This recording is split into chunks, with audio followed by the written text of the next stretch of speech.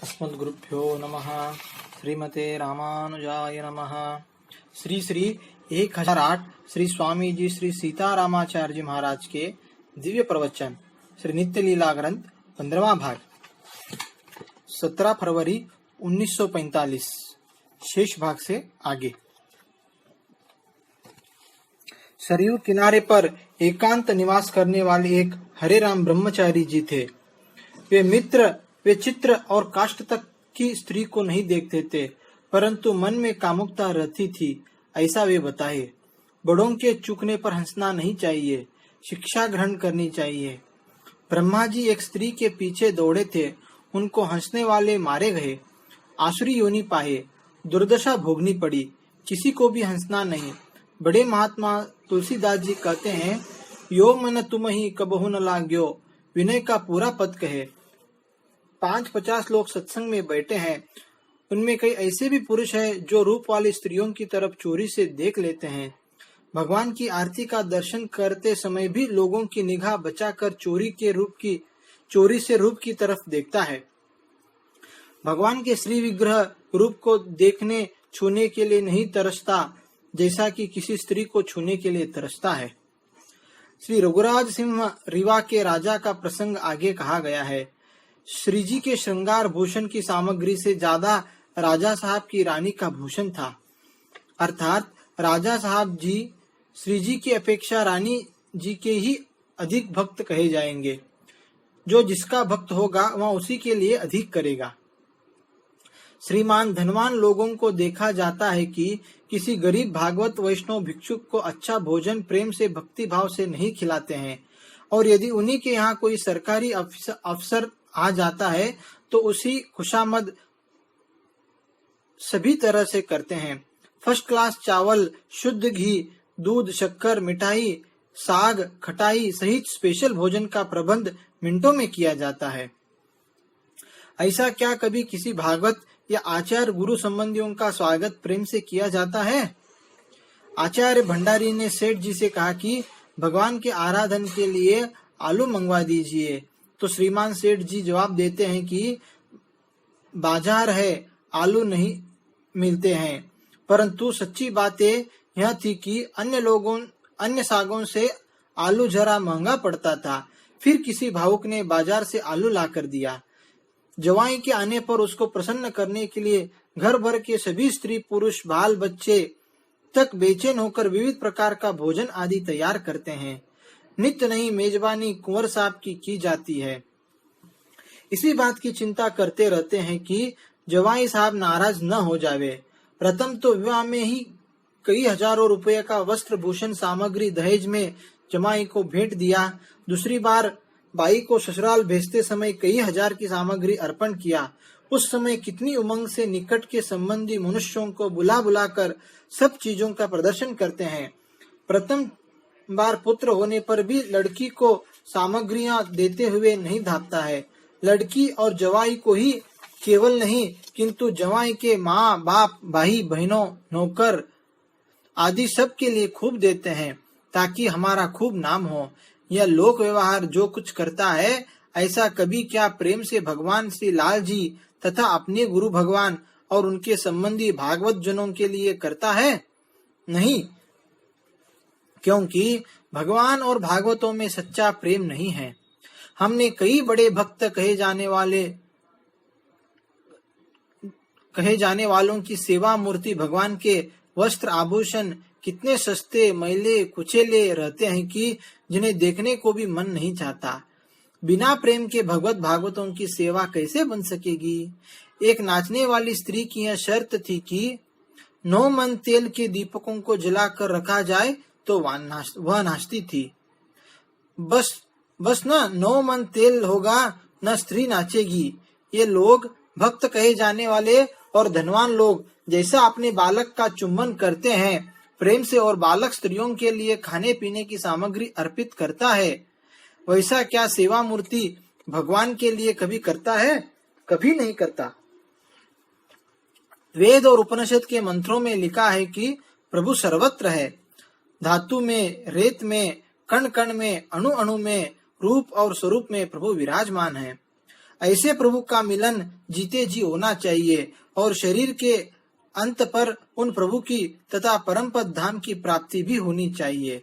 अपने स्वतंत्र प्रयत्न से तो यह कार्य होना बहुत कठिन है। आचार्य गुरु की चरण कृपा से प्रभु का मिलन सहज में हो सकता है। जैसे कोई श्रीमान दयावान के द्वारा गरीब को भरपेट मालपुआ का भोजन बिना मांगे ही मिल जावे। हमने देखा कि लाखों करोड़ों रुपए लगाकर मंदिर लोगों ने बनवाए हैं, परंतु सेवा मूर्ति भगवान की सेवा में जैसा चाहिए वैसा प्रेम भाव देखने को नहीं मिलता। श्री अयोध्या जी में श्री कनक भवन विहारी जी का मंदिर है, जिसमें लाखों रुपए लगे हैं और लाखों की आमदनी है। 30 पर भी भगवान की सेवा जैसी चाहिए वैसी नहीं होती है।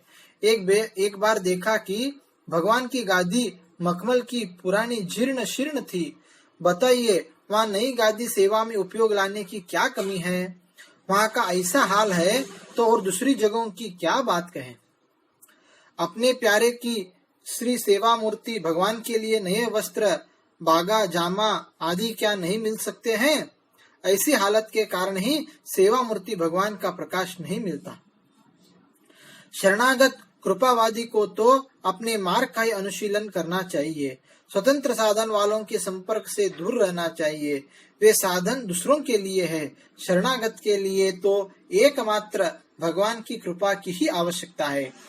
एकमात्र कृपा को ही पकड़े। श्री गोस्वामी तुलसीदास जी जब अन्य उपाय करके थक गए, तब से प्रार्थना कहते हैं कि मम अवगुण अपार संसार योग रघुराया, करुणा निधान करुदाया, कृपा ही को पंत चितवन दीन हो दिन रात।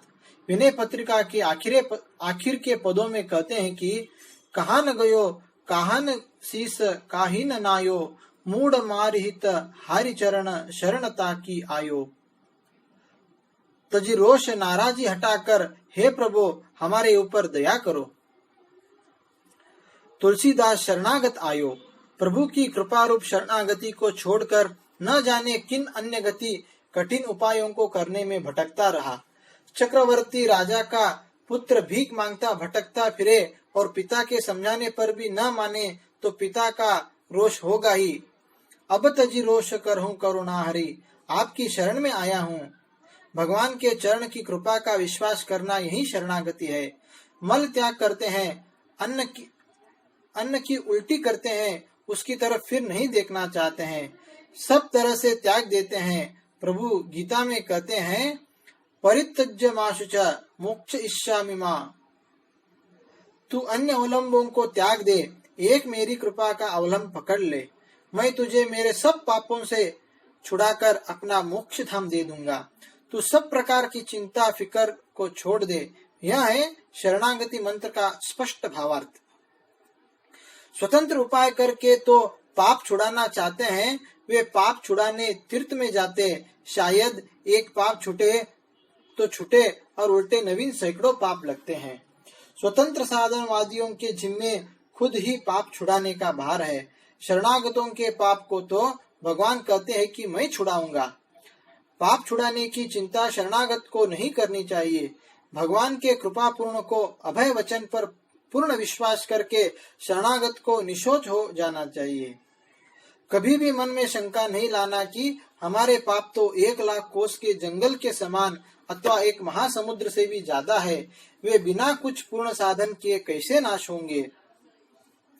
ऐसी समझ तो हमें नास्तिक बनाती है और सदा के लिए भवसागर में डुबाए रहेगी।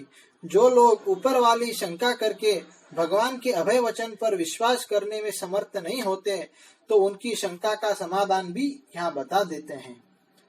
समाधान निम्न है। एक, चाहे लाखों कोस का भयंकर जंगल हो, बस एक जगह से आग लगा देने पर पूरा जंगल जलकर राख बन जाएगा। संसार में देखा जाता है कि राजाओं के प्रबंध में रखे हुए जंगलों में भी कभी आग लग जाती है तो जलकर खाक हो जाते हैं, और करोड़ों रुपयों का घास, वृक्ष, औषधियां, जंगल में रहने वाले सब पशु पक्षी जंतु आदि भी जलकर मर जाते हैं। राजा की तरफ से जंगल की आग बुझाने का प्रबंध किया जाता है। बुझाने में लाखों का खर्च होने पर भी यह प्रचंड आग बुझाई नहीं जाती। इस उदाहरण के समान हमारे उस लाख कोस के पाप के जंगल को हम यदि पुण्य प्राप्त कर करके नाश करना चाहे तो लाखों जन्म में भी हम पाप रूपी वृक्ष को, अपार घास का, काम, क्रोध, लोभ इत्यादि हिंसक जीवों का नाश नहीं कर सकते। परंतु भयंकर आग के समान जो भगवान की कृपा है, उस कृपा का प्रभाव ऐसा है कि हमारे पापों के जंगल को सर्वथा समाप्त कर देवेगी। ऐसा अभय वचन स्वयं भगवान बोले हैं, तो फिर बड़ों के वाक्यों पर विश्वास करना ही चाहिए। संसार में सभी कार्य विश्वास पर किए जाते हैं। शंका निवारणार्थ और भी समाधान बताते हैं। करोड़ों मन कपास रुई का पहाड़ अथवा घास का पहाड़ सा ढेर लगा है, उसे हटाने के लिए हजारों मनुष्यों को लगाया जाए, लाखों का धन खर्च हो, तब कहीं वह दूसरी जगह वर्षों समय लगने के बाद हटाया जा सकेगा। और यदि ऐसा उपायन करके उस कचरे के ढेर को एक तरफ से आग लगा दी जावे तो फिर बिना मेहनत के सब ढेर जलकर राख हो जाएगा। यहाँ यह भी ध्यान में लेवे कि उस ढेर को जलाने के लिए ढेर के बराबर आग की जरूरत नहीं पड़ती है। चाहे जितना ढेर हो, थोड़ी सी आग ही सबको जलाने में समर्थ होती है। इसी प्रकार जो परमात्मा की कृपा क्षमा रूपी अभय वचन है कि मैं तुझे मेरे सब पापों से छुड़ा दूंगा, इस वचन पर हमें विश्वास करना चाहिए। और भी समाधान है कि नंबर 3, रात्रि में संपूर्ण संसार में घोर अंधेरा भर जाता है, परंतु प्रभात में संसार में लाखों कोस दूर पर जो सूर्य है, उस सूर्य की किरणों से संसार भर का अंधेरा एकदम नाश हो जाता है। इतना बड़ा संसार है, इसके अंधेरे को दूर करने में एक ही सूर्य काफी है, हजारों करोड़ों सूर्य की जरूरत नहीं है। इस दृष्टांत के समान ही भगवान की कृपा रूपी शरणागति है। प्रभु की शरण में चले गए तथा सभी पुण्यों के अवलंबों को त्याग कर एकमात्र भगवान की कृपा के अवलंब को पकड़ लिया तो बस उसका सहज ही में कल्याण हो गया। इसमें शंका की गुंजाइश ही नहीं है। इस सत्य के सहस्त्रों प्रमाण शास्त्रों में है। भगवान की कृपा मात्र से बड़े पापियों, अधम, नीचों का उद्धार हुआ है, क्योंकि परमात्मा श्रीमन नारायण अधम उदाहरण और पतित पावन, दीन बंधु, अशरण शरण, दया क्षमा के सागर है। यह दिव्य कल्याणकारी गुण परमात्मा श्री नारायण में है। परमात्मा को छोड़ अन्य देवता शिव, ब्रह्मा, इंद्र, दुर्गा, सूर्य, गणेश आदि में यह कल्याण दाता गुण नहीं है। देवताओं के द्वारा भवसागर में पड़े हुए पापी जीवों का उद्धार नहीं होता है। देवता मोक्ष भी नहीं दे सकते हैं। देवता तो संसारी जीव को संसार में ही पड़ा देख प्रसन्न होते हैं, भला क्यों जीवों का उद्धार करने लगे। नंबर 4, कोई एक बहुत बड़ा मजबूत महल है और वह हजारों वर्षों से बंद पड़ा हुआ है। हजारों वर्षों से रात दिन उसमें अंधेरा ही भरा रहता है। दीपक जलते मात्र ही वह हजारों वर्ष का अंधेरा नष्ट हो जाता है। जरा सी देर भी वहाँ नहीं ठहरता। इसी नियमानुसार करोड़ों जन्म के हमारे पाप रूपी अंधेरे को भगवान अपने कृपा रूपी सूर्य के द्वारा ही नष्ट करते हैं। यह सब शरणागति के सिद्ध प्रभाव के विषय में कहा गया है। शरणागत वह है जिसे कर्म, ज्ञान, भक्ति आदि स्वतंत्र साधनों का अवलंब छोड़कर एकमात्र भगवान की कृपा का ही भरोसा है। अब यह बात स्पष्ट हो गई कि शरणागति के मार्ग से कर्म, ज्ञान, भक्ति के मार्ग विरुद्ध दिशा के गमन करने के समान है। इन दोनों मार्गों का कभी भी मेल नहीं हो सकता। शरणागत के लिए तो भगवान चिंता रहित होने को कह दिए हैं और स्वतंत्र सावधानी को तो अपने कल्याण के लिए स्वयं चिंता करनी पड़ेगी। साधन सिद्धि के सब नियमों को सांगोपांग यथावत पालन करना ही चाहिए। उसके लिए साधन शास्त्र के बड़े बड़े कठिन नियम लागू किए गए हैं। उस साधक को स्वयं ही अपने सब पापों के प्रायश्चित स्वरूप नरक यातना आदि दुखों को भी भोगना पड़ेगा, तब पापों से छुटकारा होगा और उसके बाद कहीं जाकर पुण्य कर्म का भी जितना कुछ छोड़ा या ज्यादा संशय उसका भी फल इस लोक में और स्वर्गातिक लोकों में भोगने को मिलेगा। भली प्रकार से इस निर्णय को समझ लेवे। साधक इस धोखे में न रहे कि हमने पुण्य लाभ लिया है तो हमारे जो पाप है वे पुण्य के बदले में माफ कर दिए जाएंगे। यदि ऐसा वे समझ रहे हैं तो धोखा खा रहे हैं। कर्मों के फलों की व्यवस्था करने वाले शास्त्र स्पष्ट बताते हैं कि अदला बदली का नियम साधनवादियों के लिए नहीं है। अटल नियम यही है कि जितना पाप करोगे उतना उस पाप का फल और जितना पुण्य करोगे उतना पुण्य का फल अवश्य ही भोगना पड़ेगा। इस नियम के अनेकों उदाहरण शास्त्रों में देखे जा सकते हैं। हजारों प्रमाणों में से कुछ नाम ये हैं: राजा नृग, चक्रवर्ती महाराजा दशरथ, मांडव्य ऋषि, इंद्र, परीक्षित, चंद्र आदि। इनको पापों का फल अलग से भोगना पड़ा और अपने पुण्यों का फल भी अलग से भोगना पड़ा। यह सब कर्मवाद और भक्त उपासक लोगों के लिए कहा गया है। शरणागतों का महकमा निराला है। साधन मार्ग का विवेचन उन पर लागू नहीं होता। वह बात सदा शरणागत को ध्यान में रखना चाहिए कि हमारा मार्ग अलग है और उन साधनवादियों का मार्ग अलग है। कृपावलंबी शरणागत को चाहिए कि साधनवाद को अछूत चीज समझकर बिल्कुल हटा देवे, एकमात्र भगवान की कृपा पर आ जावे। कृपा मार्ग में हमें कैसे रहना चाहिए यह भी शरणागतों को भली प्रकार से समझ लेना चाहिए। श्री गीता जी में भगवान कहते हैं, सर्वधर्मान परित्यज्य धर्मों में साधन भावत जी कैंकर्य की करी भावना। यानी भगवान का पूजन भक्ति करना नहीं छोड़ेंगे, कीर्तन करना नहीं छोड़ेंगे, परंतु कैंकर्य की भावना यानी भगवान की प्रेम भक्ति में स्वतंत्र भाव को छोड़ दिया। जैसे कि पतिव्रता स्त्री अपने प्राण प्यारे पति की सब प्रकार की सेवा अपना स्वरूप समझकर, संबंध समझकर करती है, बदले में कपड़ा, सोना, चांदी, भोजन मिलेगा ऐसी चाहना से नहीं करती। शरणागत को शक्ति अनुसार अवश्य ही दान देना चाहिए, परंतु इसमें बदला मिलने यानी फल मिलने की भावना करने से साधन भाव का दोष आ जाएगा। इसलिए बदले की भावना का त्याग करना ही चाहिए। प्रभु ने कृपा करके हमें धन वैभव दिया है। सब गरीब लोग प्रभु के ही हैं, उन्हें निस्वार्थ दान देना यह हमारा कर्तव्य है। इसी को कैंकर्य रूप कहते हैं। प्रभु आज्ञा मानकर संध्या करना, संध्या में साधन भाव पुण्य होने की भावना को छोड़ देना। मामेकम शरणम ज, मुझको ही साधन माने रहूं। साधन, उपाय, फल, पुण्य आदि सब कुछ एकमात्र भगवान की कृपा ही को समझना। कृपा अतिरिक्त कोई साधन पुण्य की जरूरत नहीं है। कृपा ही से भगवान का परम पद मिलेगा। परम पद पाने की जब जरा भी चिंता नहीं रही, बेड़ा पार है। भगवत कृपा पर विश्वास करके रहने वाले को भगवान स्पष्ट ही कह दिए हैं, मोक्ष इच्छामि मा शुच, मत प्राप्ति प्रतिबंधक अदों से अवश्य तो ही छुड़ाऊंगा। मत सोच निश्चय परम पद में भी तुम्हें पहुंचाऊंगा। इस श्री वचन के अनुसार शरणागत को दिव्य धाम प्राप्ति बाबत जरा भी चिंता नहीं रही। अब तो आर्त प्रपन्न की दशा का परमानंद यहाँ पर अनुभव करे।